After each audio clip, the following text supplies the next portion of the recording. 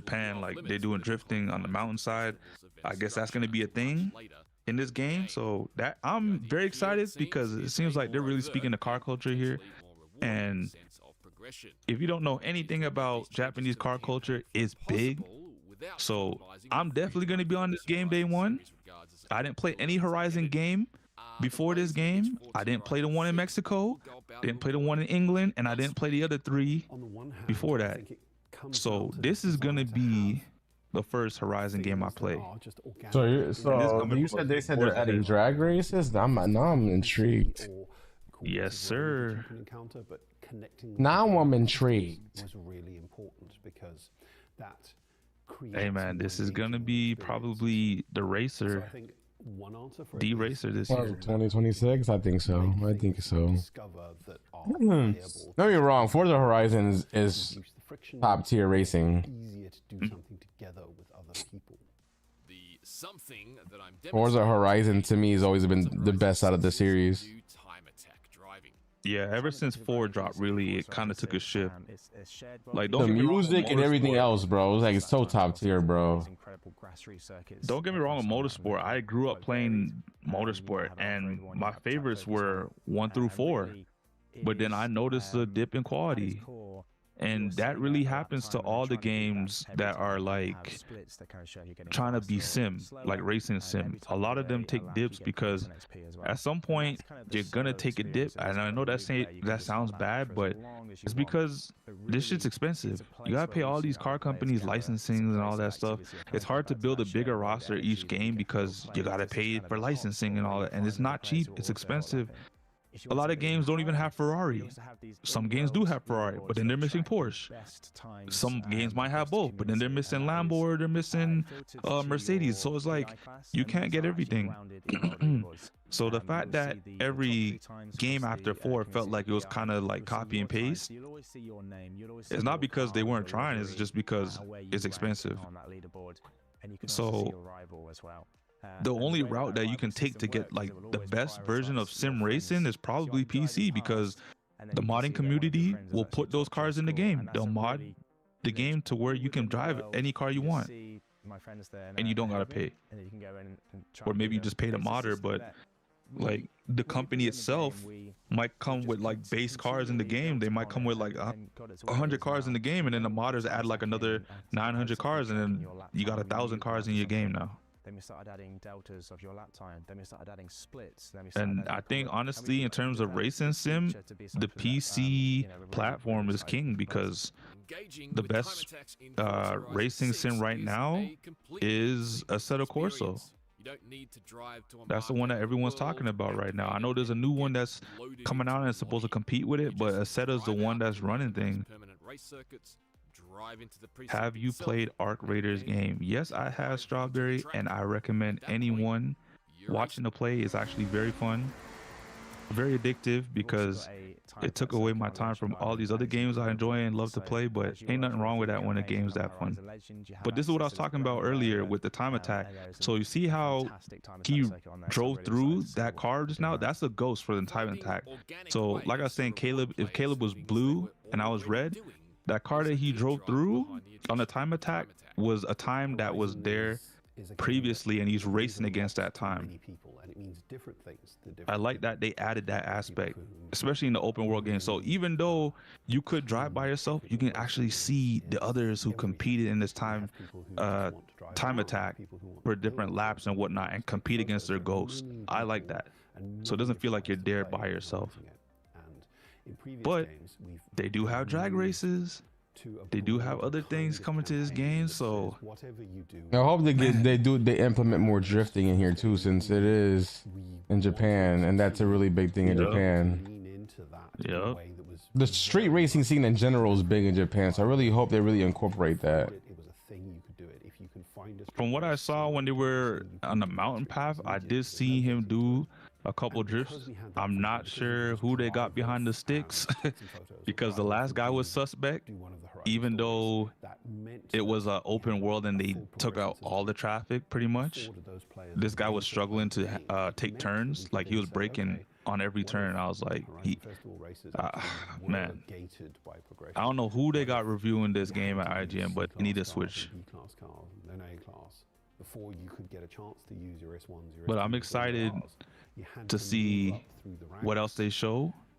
Because I think with this one, they showed a lot more than the last one, obviously, because the last one was just more the world. This one's like different game modes you can run. We could like apply more structure to the festival's fantasy in the world. The way it works So I with think the this is still campaign as well, the these time cars, attack. Let's say you're at the B class. Believe. Wristband. If you got an S1, you can still take that round in the free. Give me a second. I'm skipping ahead myself. The shared world experience. Yeah, let me know where to go. Take street races, time Yeah. attack. But when you go into the sort of the Horizon Festival wristband campaign, that's when the restrictions come in. The really nice thing about it is that it speaks to something that players do anyway. Yeah. Much like the drag meets feature. I just got my Mable to 41. Love synchronized drag lights. They love to see This whose guy. car is fast. I'm guaranteed level 50 Mable. I'll take it. By finding ways I got a guarantee level 50 to Lightning McQueen too because of this new system. I'm gonna see if I can. Hopefully they give us cheaper cars deals that I can get Remiers and Tomater to 41 as well. Okay, so I'm not sure where this video is, but they start talking about the drag races at about like 8:30. We're not showing a demo of Forza Horizon 8:30. We're almost there. Okay. That light goes green.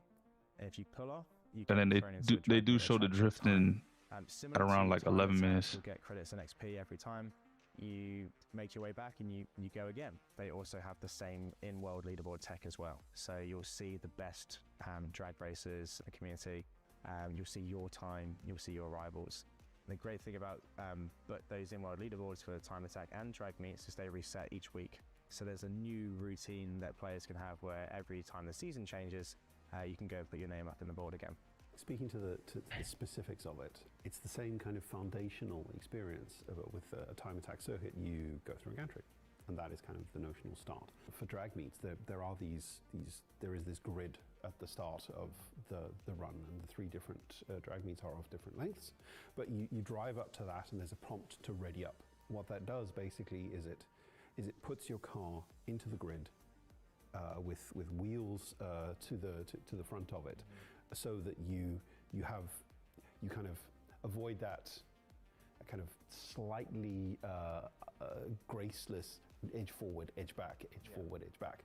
And obviously there are games that might make more of that, but really our focus was get it to be as simple as possible. So you roll up, there's an X prompt, you press it, your car snaps into the grid, and now you're looking at that countdown: 3, 2, 1, launch control, go.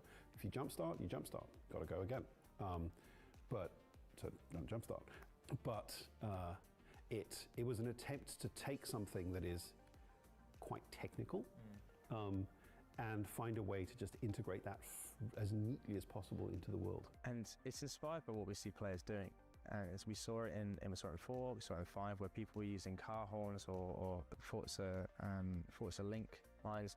When we added Event Lab Island, people were doing sort of almost impromptu. Damn, it's been 5 years since their other Forza Horizon game. Damn, they really take their time making games in between. That kind of is inspired by that. As they should. That's how most franchises should move. Like Call of Duty, we don't need one every year. Madden, we don't need one every year. 2K, like, take your time. We look at features like this, and we sometimes experiment with things that are adjacent to it in previous games. But I think as we built these features out, we realized that there was this entire way to think about free roam as a place that was just full of things that you could do, and encourage players to do it. There's another layer to the open world experiences of Forza Horizon 6, and that's the game's new link skill system. Forza Horizon fans are no doubt very familiar with the skill point system and how it's tied into earning and unlocking car perks, multipliers, bonuses, and even exclusive cars. This time around, however, you'll get a buff on skill points by earning the same skills as other nearby players at the same time. Our skill system touches everything you do. If you smash through a gate, you get a wrecker skill, you kind of go faster, and it's a really compelling loop as you just drive around in our game. And we wanted to create multiplayer experiences from our skill system. So with link skills, if you perform the same skill with someone else, you get rewarded with a link version of that. So if I'm tandem drifting with Torben, we get a link drift. If we're going down the freeway as fast as we can, we get a link speed. And it's such a frictionless way to connect with other players. You're not even, you're just kind of playing the game near someone else, and just by doing that, you're getting rewarded for it. So we've got these places, Time Attack, Drag Meets, and just the world itself is such a fun place to explore. Tokyo City is incredible as well. As you are around other players and just playing the game, you'll have these kind of soft attractors that reward you for sticking together. And our link skill system is just that. All the way up to, you know, if you do a 12-player barrel roll, you'll get a version of that, and I want to see people do that. It's fully systemic. It's fully systemic. So yes, there are places where it's more likely to happen, which is why we looked at the time attack. You're much more likely to see speed and drift there, but at a danger sign, you go off that danger sign together, you're going to get link air. Yeah, and drag meets link burnout skills. It's just a really nice way of just rewarding you for being around other people without you really thinking about it.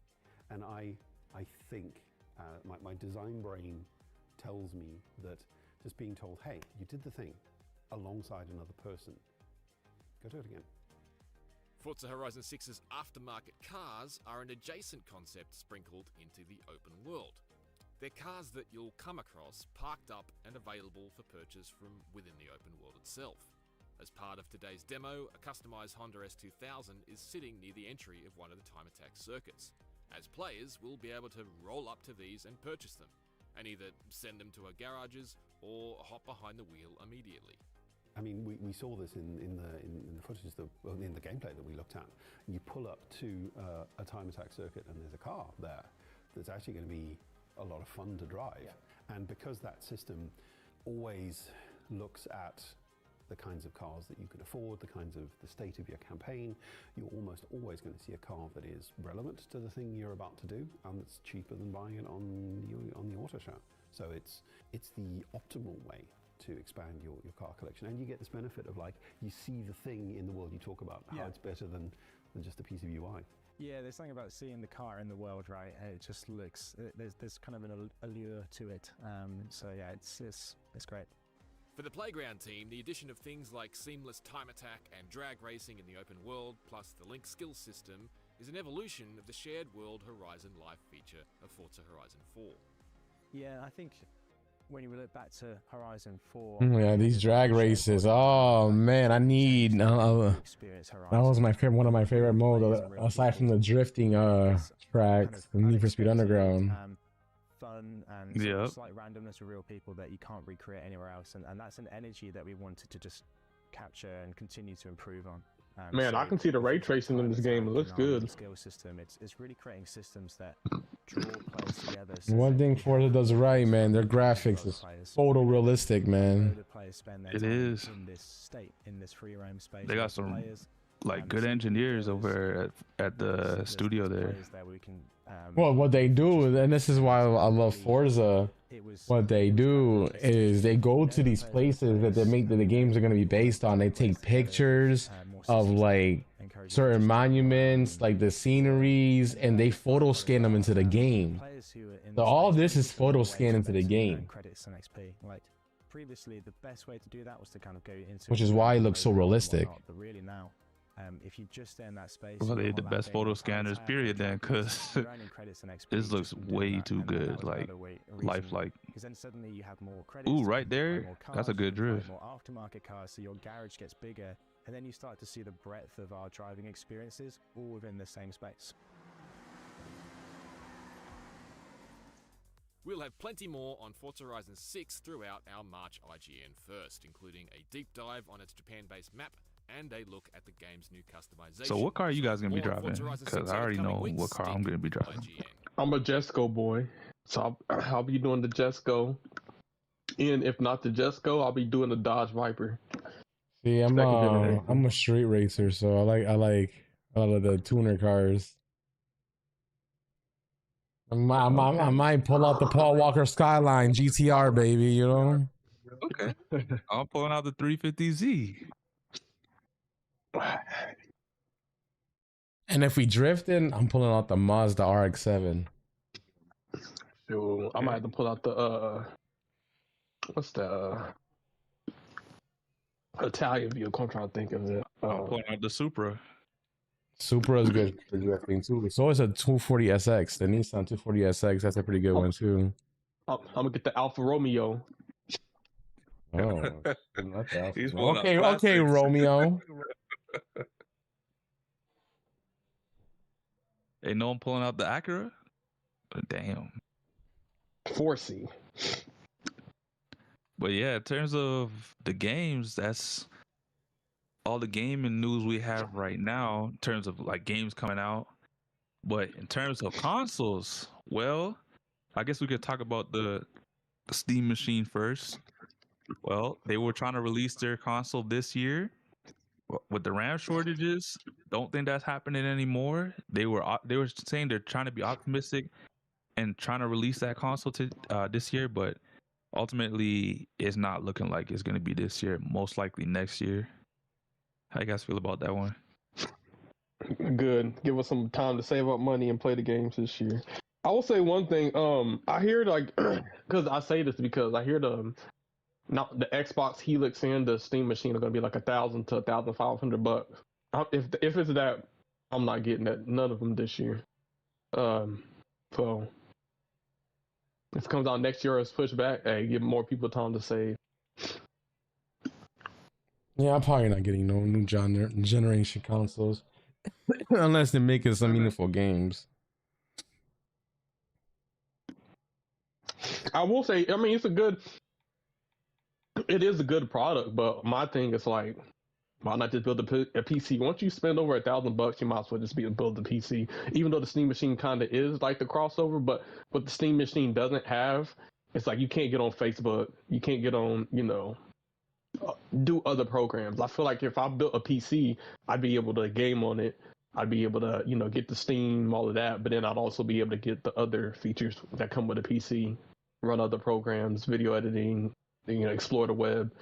That's, as good as the Steam machine is, it being able to play Xbox games on the Steam store, and potentially, PlayStation games that at least are on PC.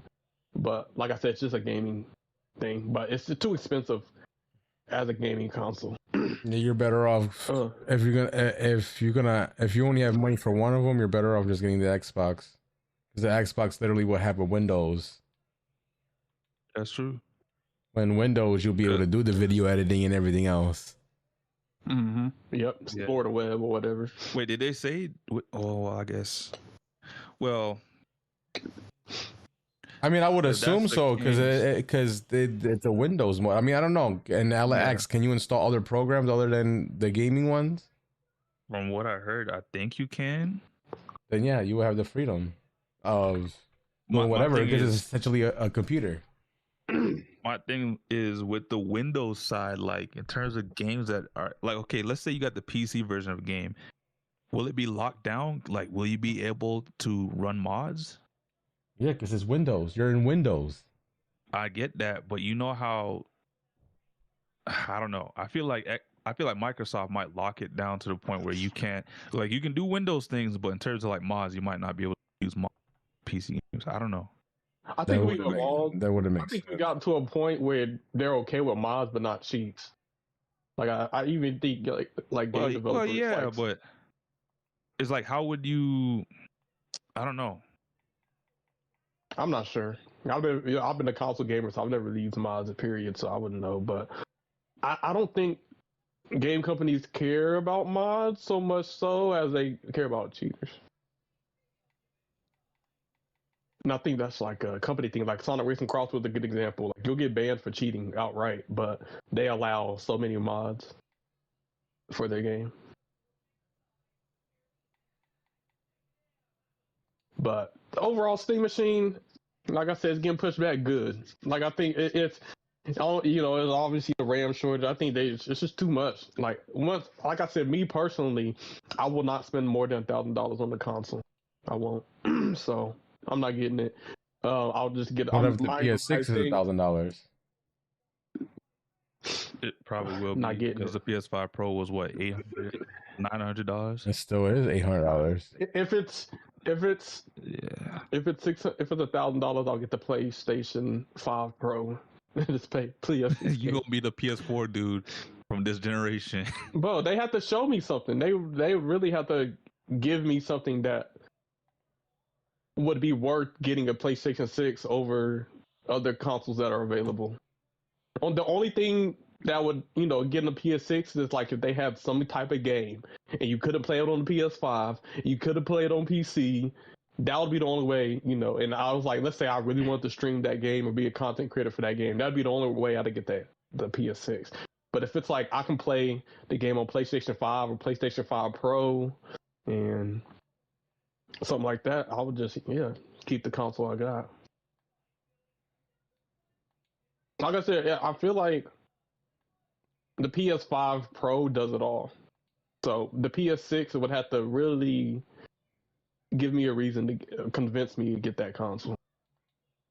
It had to have some type of feature. And like I said, where it's headed, it just seems like the PlayStation 6 is just going to be an AI console. And I'm a gamer. I don't need AI to play the game for me. So,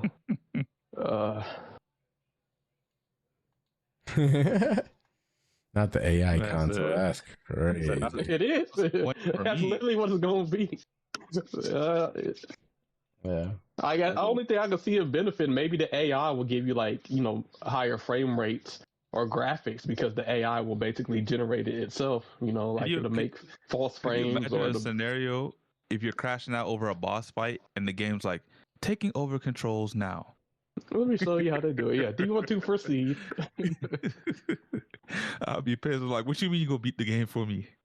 Oh yeah, hell no. That's a new generation AI game. calling you trash. That's why most new gamers are terrible. Like, I feel like the people who grew up or born in the 90s, or 80s, 90s, would play hard games and didn't have a guide or didn't have nothing. You just had to figure it out yourself. I feel like we the real gamers. All these gamers born in like 2008 and stuff, 2010, and they got everything. They can just watch it on the internet or they can just have the AI play it for them. There's a reason why they're not good at games. Yep. I remember when Ninja Gaiden 4 dropped, and then what was everyone complaining the first week? The game's too hard. I'm like, what? Yeah, games. Do you not know this was the Dark Souls before Dark Souls? Yeah, games in the past, NES. You know what I'm saying? Like a lot of these older games, not only were they hard because they were difficult, but the mechanics were limited. So you had limited mechanics, limited buttons, and you still had to get it done. And in some games you didn't have saves. So, or you have limited saves or whatever. So everything's, I don't know. There's a reason why gamers are getting worse. So I'm glad I like playing games on the hardest difficulty. I like figuring it out myself. Even though even though I'm open to AI, I'm not AI playing the game for me. Nah. If it's AI, increasing the graphics, like I said, it's gonna be the AI console. It's gonna play the game for you, but then also the AI is gonna like generate extra frames so you can play at a higher frame rate. That's probably what the PlayStation 6 is gonna be. But and then when the last topic is the Xbox. Yep.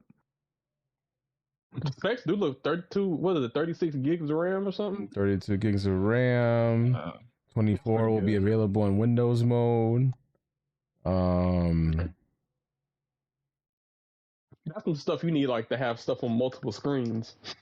Like that's like you playing the game 4K and you got YouTube open or something. So they're saying the processor is a custom AMD Magnus, which is a Zen 6 cores, RDNA 5, and then the memory is 48 gigabytes. I don't know how that's 48 gigabytes when they're just saying it's 32. Yeah, that doesn't make any sense. Yeah.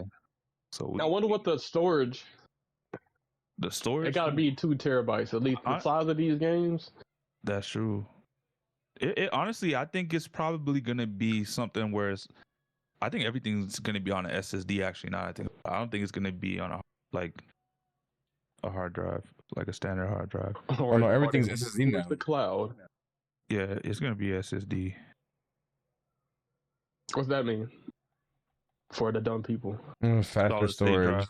Faster storage.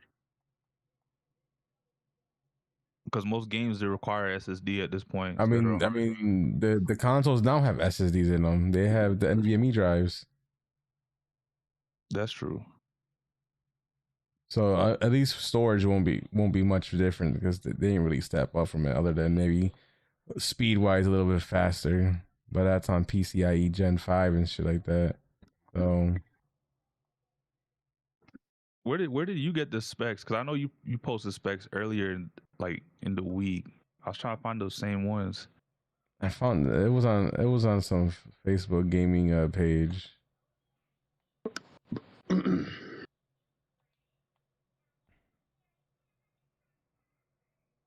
But you should be able to look up Xbox.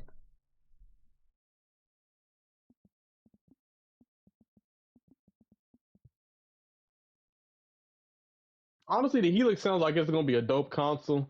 You know, I was always a big Xbox guy. You know, in the console war when it started. You know, Xbox 360. The rumors is a custom AMD Magnus, then 6. Oh wait, hold on. Let me make sure where this is. This isn't telling me the full specs. The Polygon has something. Hold on.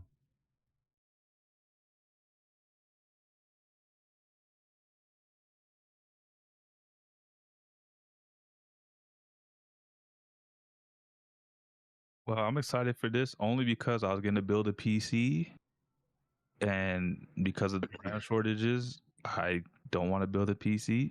So this is closest thing I'll get to a PC at this point. So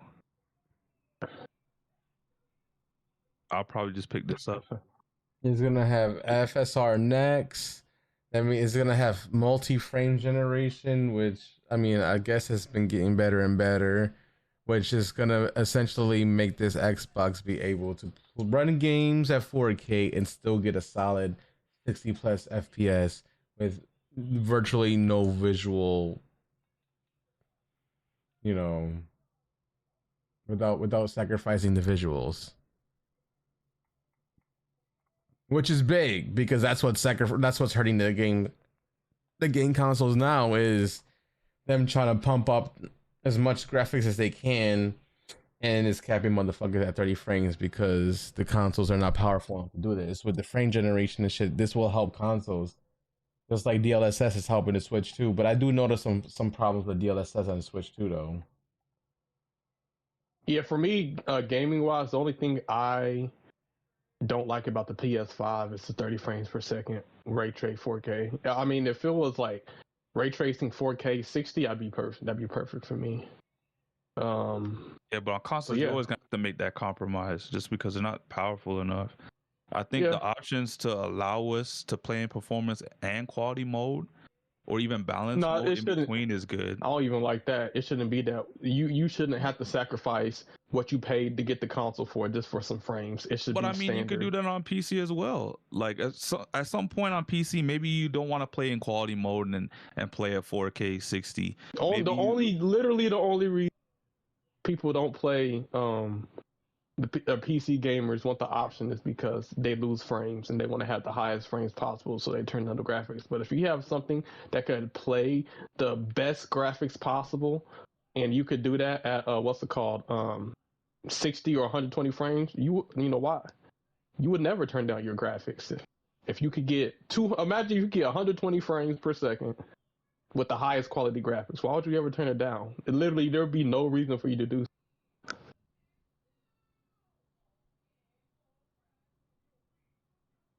Yeah, I guess to some degree. Windows 11.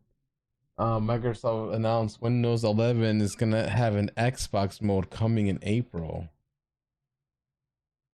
Damn. For Windows people, I might want to try out this Xbox mode because it's supposed to turn off all your resources and shit so you can maximize in the game. So I wonder if there's gonna be any difference, like if I were to enable the Xbox mode and just keep my Windows computer strictly PC related with all the games and whatnot. Let's see how much performance it sounds like Microsoft is starting to turn everyone's PC into an Xbox. Well, Xbox mode essentially, I don't think it's gonna be something that's gonna like fundamentally change your computer, but I know the Xbox mode that they do on the Ally X does help, you know, performance and squeezed a little bit of juice out of everything, you know. Yeah, it reminds me of like the enthusiast like smartphones that are like gaming phones, and you can turn on the gaming mode and it'll pour all the resources to like just for gaming itself. Obviously, if you don't have a cooling fan or something along the sorts of like a cooling system, it doesn't have to be integrated, but like plugged into the phone at the time, your phone will run hot and will degrade the battery over time. So it sounds like something for like PCs now, that they have an Xbox mode instead of calling it a gaming mode. It's just Xbox mode. I think that sounds kind of cool. Turn my PC into Xbox mode.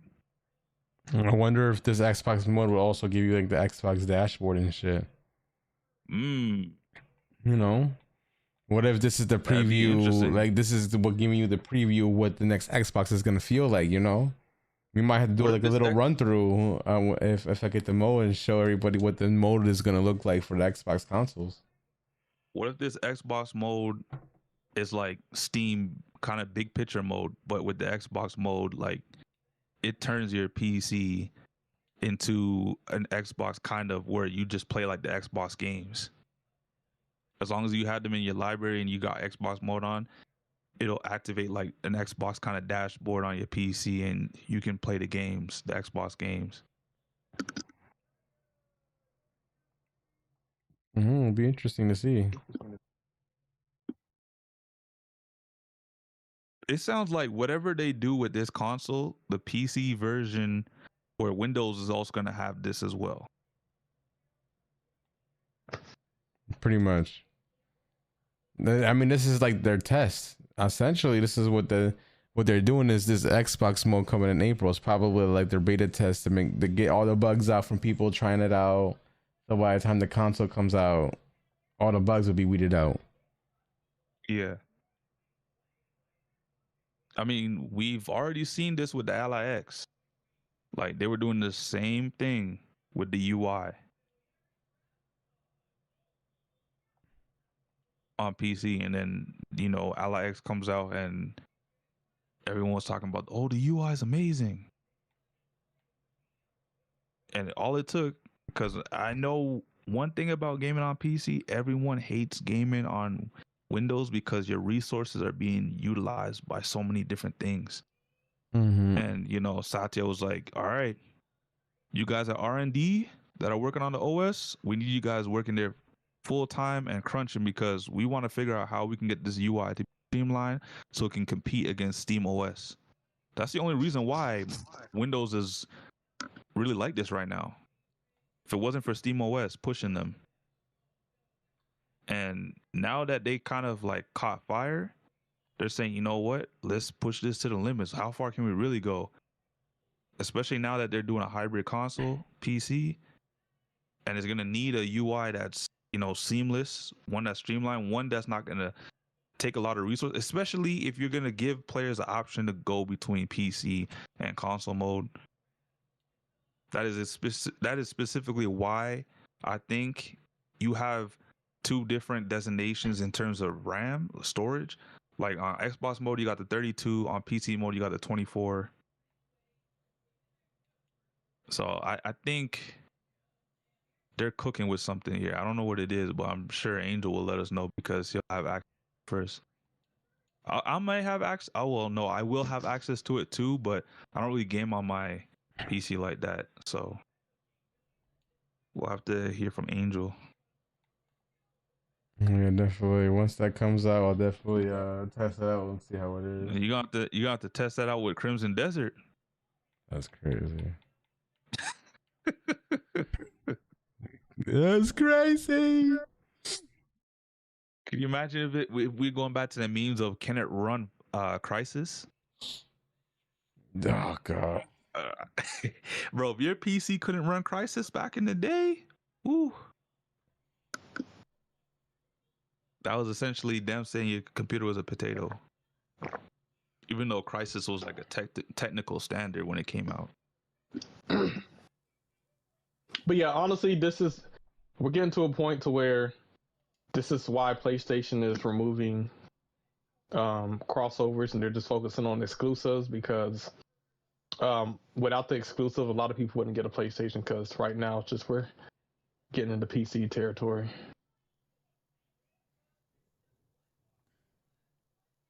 I think it's because, like Angel said last week, at some point, people are gonna start realizing, yo, I can play Spider-Man and God of War on Xbox. PlayStation don't want that. But yeah, it's that. But then it's also like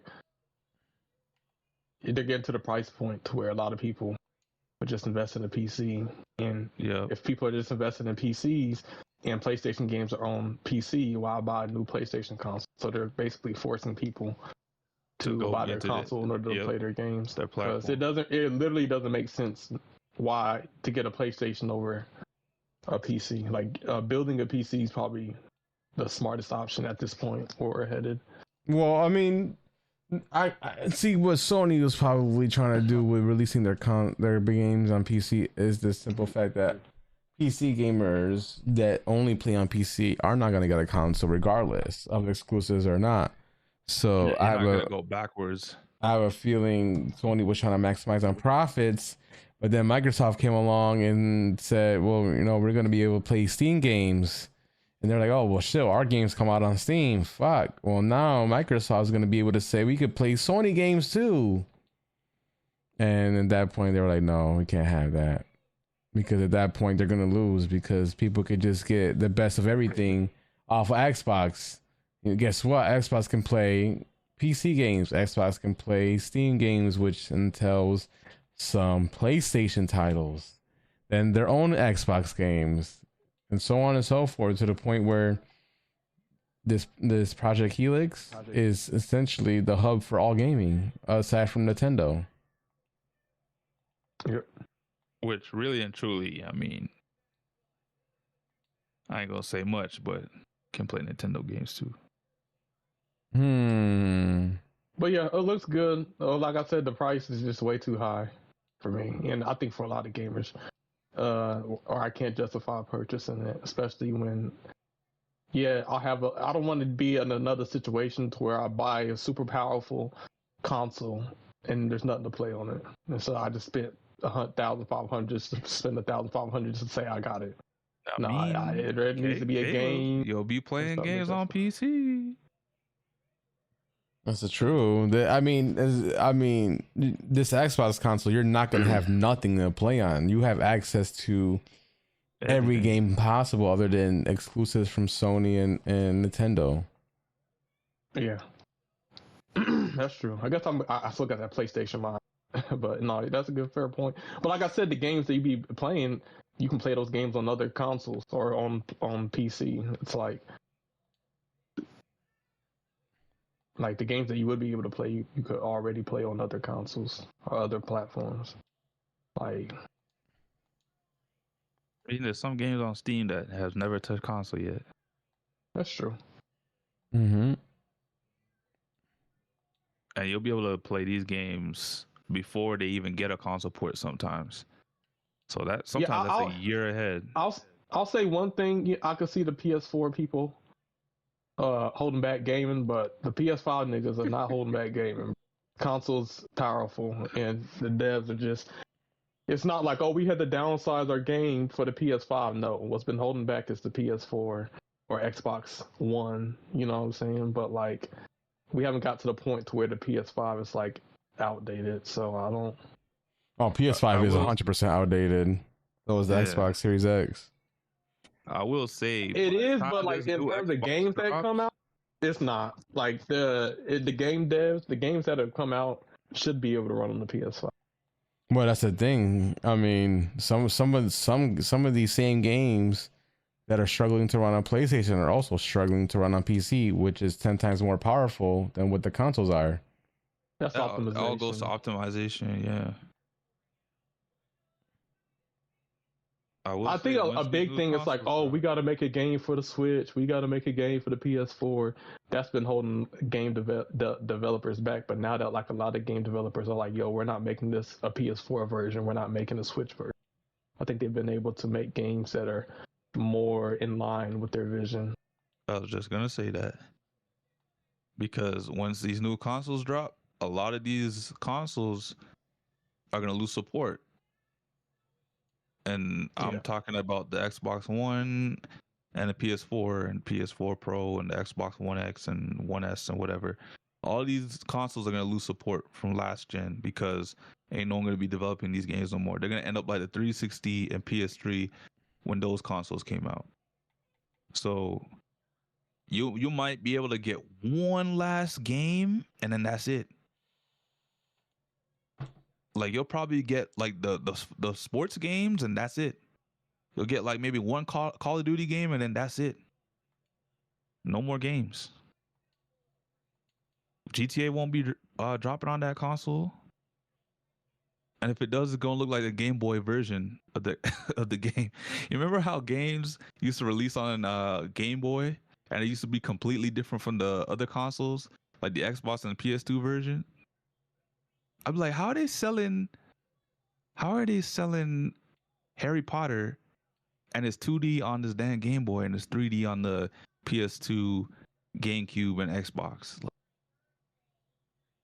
I'm getting robbed.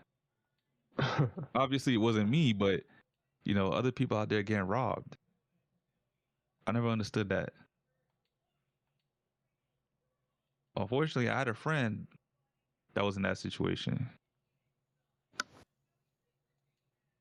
Just kept buying them damn games.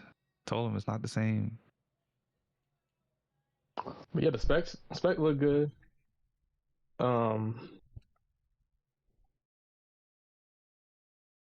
Yeah, I'm just not buying into any of the console hype no more. I'm just I think I got a good console that lasts me a long time, and when I need to buy a console or I get to that point, you know, I get one. But right now, I'll wait. Like I said, a lot of the games ain't coming out to the end of this year, next year, so I have plenty of time. But from what I'm seeing, you know, it looks like it'll be good power. I guess you're in luck because, like I said earlier, they did say, or someone did say, PS6 gonna release 2027 as well. Like I said, yeah, like I'm not going through the scalper stuff, but yeah, that's another thing. When these consoles come out, it's gonna be a bitch to get them. Right. I'll be one of those people that get it a year later when the scalper is all over it, because I'm not paying inflated scalper price on something that's already expensive. I come from the generation. I mean, we grew up on consoles would come out, and then after like a year or so, the console price would go down $100, and it was like affordable. We got consoles going up in price over time. Like that they're was already a different expensive. time. I miss those times because sometimes you wait for Christmas and you get a deal, and boom, you got your console. Now Christmas will come, and instead of the price going down by like 25%, price going up 25%, 50%. 100%. They're like, what the hell? Yeah. Going backwards.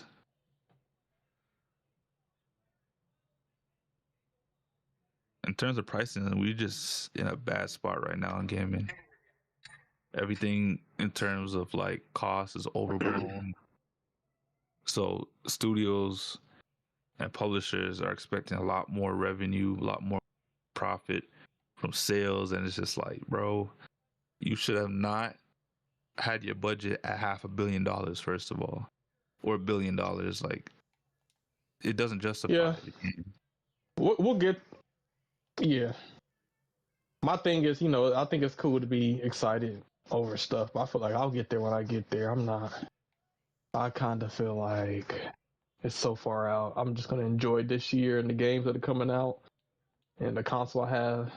And I'll get there when I get there. I feel like it's just far out right now. That's fair. But for what I'm saying, it looks good. Definitely looks like Xbox is making a comeback, which I'm glad to see because, I mean, they bought all these studios and stuff. So, yeah, you bought all these studios. Hey, now it's time to make some games from the studios you bought. So, let's see what they got. Yeah, but I guess that's all the topics for tonight. Appreciate you guys all tuning in. Whether you were here for, you know, the Disney Speedstorm stuff, some more drama, or Sonic, Fortnite, you name it. Every view helps. We love to see when you guys are out here hanging with us every Wednesday night, because we wouldn't be doing this without you guys. We appreciate y'all. You know, my name is Sammy Namikaze. Enjoyed my time this Wednesday night as per usual, because I'm hanging out with the best people in the world, you guys, as well as, you know, the panel up here, Caleb Black Flash, One Wing Angel, and Nano Blaster. Unfortunately, like I said, Nano wasn't here tonight. He was preoccupied. You know, his city got a parade last night this night because Bams dropped 83. But all jokes aside, Nano should be back next Oh, is that what it was? I heard it was a date. Oh shit, he got a date? That's what I heard. Uh-oh. Oh, I didn't hear that. With a special someone from, you know, that visited him. Who else said that? That visited him. Oh, shit. Wow, who said that? Caleb like, I'm about to make a song right now. Oh, Nano, he betrayed me. Nano, you ain't blasting nothing. Oh, shit. Oh. And then the next song Caleb gonna make is like, Nano, I'm sorry. No more apologizing. Niggas hurt, they hurt. Oh, shit. Caleb said no holds barred, no disqualification. Damn. A lot of people are sensitive, and I think I forgot that, but as you interact with people more, you remember. But yeah, Caleb, let them know. Speedstorm. That's it? I don't know. Caleb's but yeah, no, obviously Fortnite is on some BS, bro. But like I said, end of the day, anything a company does is to make more profit. Don't ever think a company's looking out for you. They're looking out for their bottom dollar. So, you know, and time usually, you know, reveals all of that. So, you know, I grew up, you know, I was a 90s baby. So I've seen gaming windows for the people, and I've seen it now that is profit for profit. I mean, bro, this world is so greedy. You can't even buy a house no more because you got companies buying up real estate and stuff. Like, it's something that, you know, facts. The common man was able to buy a house and make a good living for himself. Now it's like companies want to buy up all the real estate. They want to buy up all the real estate. They want to microtransaction you to hell. They want to raise the price on everything. So you just realize gaming is an industry that generates money. And so a lot of these companies are capitalists, and they're going to look for, you know, making them rich. And you are basically their pay pig, if y'all know what that means. So, but yeah, eventually, essentially, you got to expect, I don't know. Fortnite, I feel like it's big enough and does enough to where they could probably justify a price hike, but I feel like a lot of companies don't. But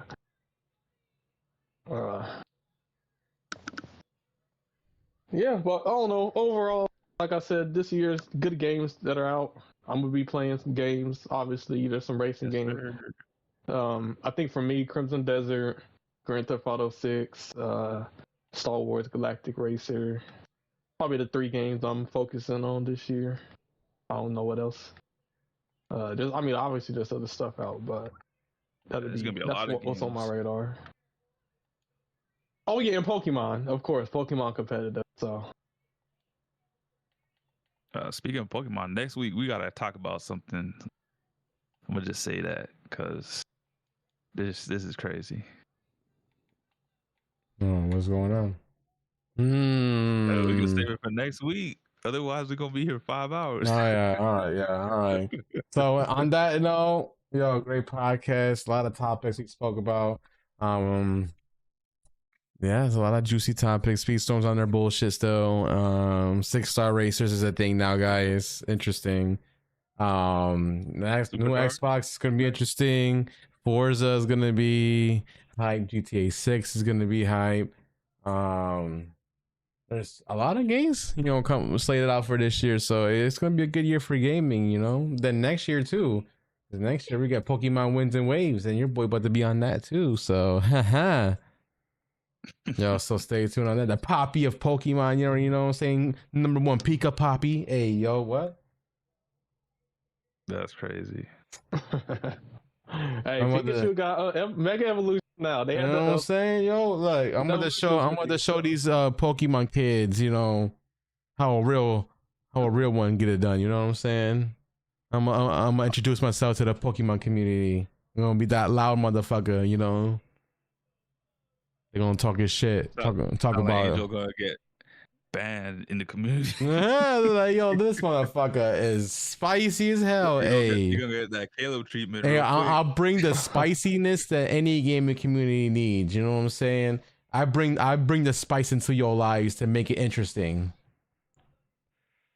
First week, Angel gonna be like, man, they've been coming for me hard, man. Like I can't do nothing in that community. Every time I open my mouth and say something, because he keep beating them in battles. You beat me. Caleb gonna have flashbacks in the Sonic community. That's all for today, folks. Yo, thank you all for watching, commenting, and you know, supporting us. You know, because without you guys, this could not be a possibility. And always, you know, like, subscribe, hit that bell to get notified whenever we go live. To stay, you know, to keep up to date when we go live every Wednesday. Every Wednesday night, so you know, stay up to date with that. Or if you're watching the VOD, you know, VOD will always be there. So you know, if you miss on a live episode, you'll still be able to watch it, you know, right afterward on the VOD. So we appreciate all the love and support from you guys. We could not have done this without you guys, and we do this for you guys. So you know, much love to all y'all. Y'all have a fantastic rest of your Wednesday. We'll see you guys next Wednesday for more news. Much love. Peace. Welcome to the CrashOut. Have a good night.